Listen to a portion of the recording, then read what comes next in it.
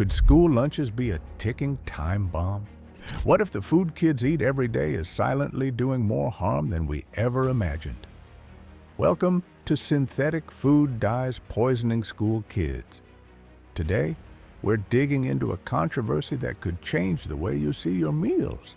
I'm here to investigate every claim, peel back every layer, and answer the burning questions everyone's too scared to ask. Before we go any further, let me be clear. I'm not a doctor, and I'm not here to scare you. I'm here to uncover the truth. So while some say synthetic food dyes might be harmful, always check with trusted experts to keep yourself informed and safe. Let's dive right in.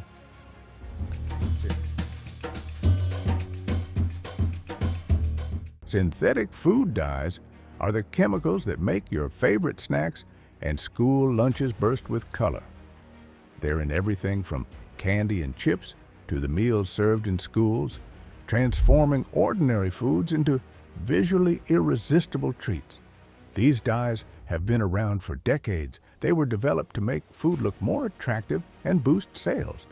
And today, regulators like the FDA and EFSA say they're safe if used within strict limits. Yet, despite these safety standards, a heated debate persists. Some critics argue that even controlled doses might have hidden risks, especially for kids. Let's peel back the layers of this story and see what really lies beneath those vibrant hues. All right, let's break down the health impacts. People are claiming that synthetic food dyes can trigger hyperactivity, spark allergic reactions, and even cause a form of toxicity. But what does poisoning really mean here? Are we talking about a single acute shock to the system, or is it more about a slow, cumulative effect? Subtle changes over time that add up. Now, here's where it gets interesting. Some studies have raised alarm bells, linking these dyes to behavioral shifts in kids, like an uptick in hyperactivity. Others, however, suggest that when these dyes are consumed within the legal limits, they're not doing any major harm. The term poisoning might just be a sensational way of describing what could be a more subtle, variable reaction in different children. It's a complicated puzzle, and the truth might be hidden in the details of each study. Let's dive into some real-world stories. There are countless reports and testimonies from parents saying their children suddenly became more hyperactive after eating colored snacks, to teachers noting unusual behaviors in school halls. These stories are powerful, and they paint a picture that worries many. But here's the catch. Are these isolated incidents or part of a broader, measurable trend? Some of these cases are strong enough to grab headlines, while others might just be anecdotal noise. The media and advocacy groups sometimes run with these stories, amplifying every detail until it feels like a full-blown crisis. It's crucial to remember that vivid narration doesn't always equal solid data. So, as we sift through these accounts, ask yourself, are we looking at statistically significant patterns or just isolated events that spark our emotions? It's a reminder to question every claim and dig a little deeper for the full picture. All right, let's talk about the regulators and the food industry's playbook. Authorities like the FDA and EFSA set strict limits on synthetic dyes, meaning, in theory, they should be safe to eat. But here's the twist. Critics argue that these limits might not be enough. They say the testing isn't comprehensive and that powerful food companies could be influencing these standards behind the scenes. Some experts claim that while current tests show dyes are harmless within set limits, they might be missing the long-term picture, especially for children whose bodies react differently. Health advocates are pushing for more rigorous, up-to-date studies because they worry that even those safe amounts could add up over time. It's a battle between regulatory assurance and calls for greater transparency. So, while regulators swear by these boundaries, there's a growing chorus saying, "Hold up. Is this really in our best interest or just what's convenient for the industry?" It's a controversial tug of war between corporate interests and public health, and we're here to break it all down. When it comes to synthetic food dyes, experts are split.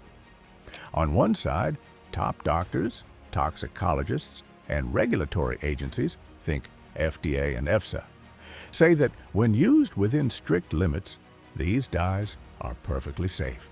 Their research shows that the amounts we consume in everyday foods are generally harmless. Then there's the flip side, a growing group of scientists and researchers arguing for more caution. They raise concerns that what we call safe today might not cover the long-term cumulative impacts on children's developing bodies.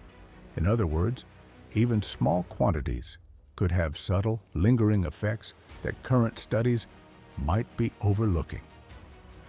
This divide shows us that while many agencies back the status quo, there's a real call from some experts for deeper, more long-term investigations. It's a balancing act between trusting the data we have now and probing what might be hidden beneath the surface. Let's break down what we mean by poisoning. When you hear that word, you might picture an explosive, immediate hit, a toxic blast that wreaks havoc all at once. But with synthetic food dyes, it's rarely that dramatic. Instead, we're talking about subtle, cumulative effects over time. A little dye here, a little dye there, over days, months, and years. That's what some critics are concerned could add up to something more significant. Now, think about dose response. With any toxin, a tiny amount might not cause immediate harm, but constant exposure can eventually tip the scales. Here, poisoning isn't about one major incident. It's about those small, repeated doses that might nudge a child's system in the wrong direction, potentially triggering hyperactivity or mild allergic reactions that vary from kid to kid. The term poisoning itself can be a bit of a loaded word, a dramatic label that grabs your attention. For regulators, the levels in school lunches are so low under current guidelines that they barely register as a concern. But for many parents and activists, even that minimal exposure is enough to raise red flags. It's this clash between scientific nuance and sensational headlines that fuels the controversy. All right, here's the wrap-up. Today, we broke down the facts. Synthetic food dyes turn our school lunches into colorful treats, but may also be stirring up some serious health debates. We dived into what these dyes actually are, dug through studies from both sides, and explored the strict standards set by regulators versus the concerns raised by critics. Remember, while some headlines scream poisoning, the reality is more nuanced. This video is your jumping-off point. Do your own digging, ask questions, and don't take sensational claims at face value. Your health matters, and being informed is your best defense. Stay curious, challenge the narrative, and let's keep pushing for real answers.